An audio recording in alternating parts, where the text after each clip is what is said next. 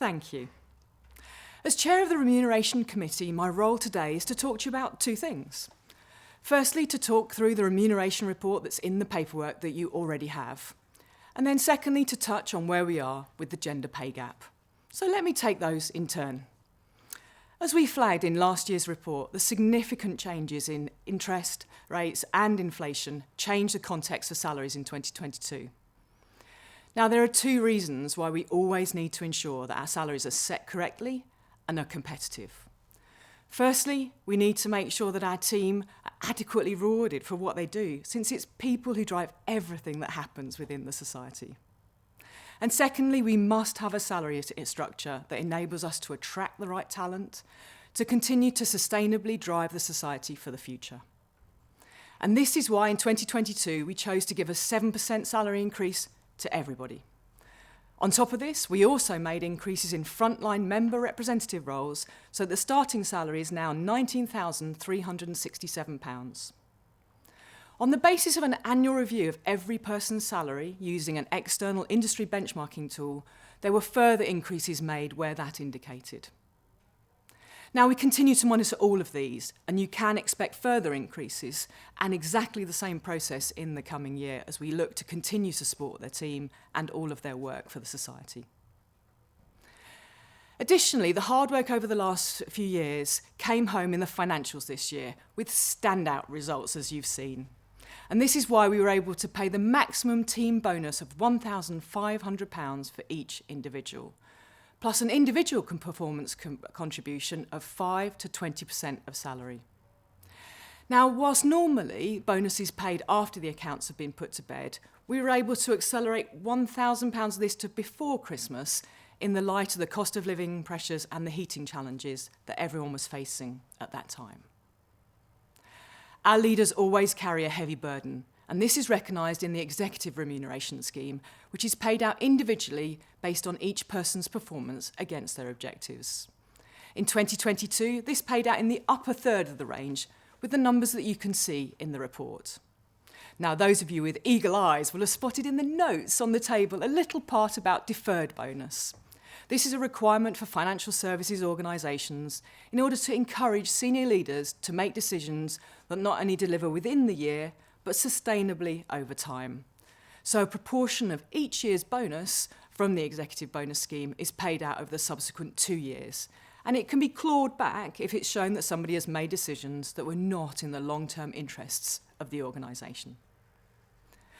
Non-executive director fees were also increased in 2022 by that same 7% as all of the other people in the society. This was the first increase since 2018, and non-executives don't receive any other type of remuneration. So in summary, I would say it was fortunate that a year where the combination of salary pressure in the marketplace, driven by inflation, matched such strong financial performance from the society.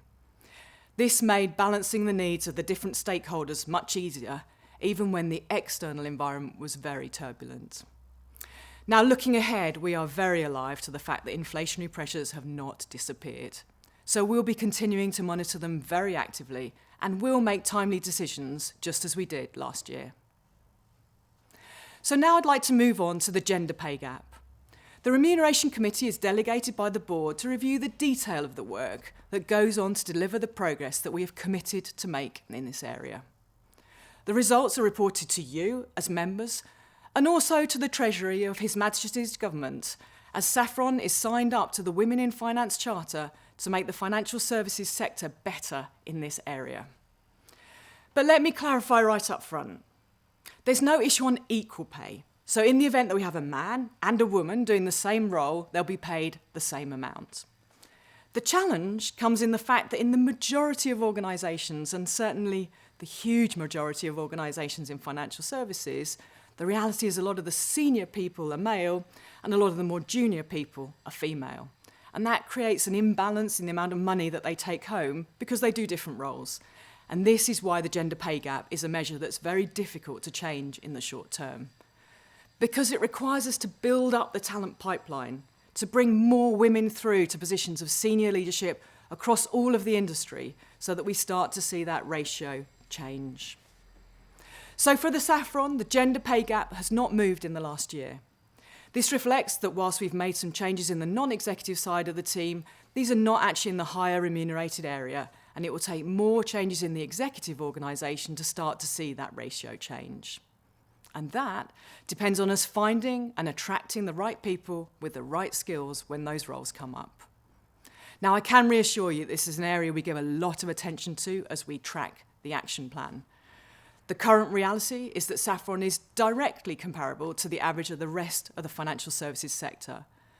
But we all need to make progress on this area through a programme of long-term change. So before I sign off, I want to do one more thing, and that's to say a huge thank you to Nick for his chairmanship and to my two non-executive colleagues, Neil and Gary.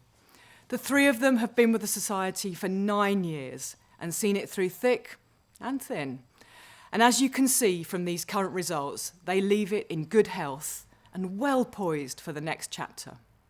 We also thank Trevor for his work as our CFO for the last 2 years, and go on now to welcome Barbara as our new chair, Jazz as new non-executive director, and Maurice moving up to chief financial officer. They join a long line of Saffron people who go all the way back to the Reverend John Martin, who founded Saffron Building Society in 1849. He was its first secretary, as well as minister of Hill Street Baptist Church and manager of the gas company. Who knew?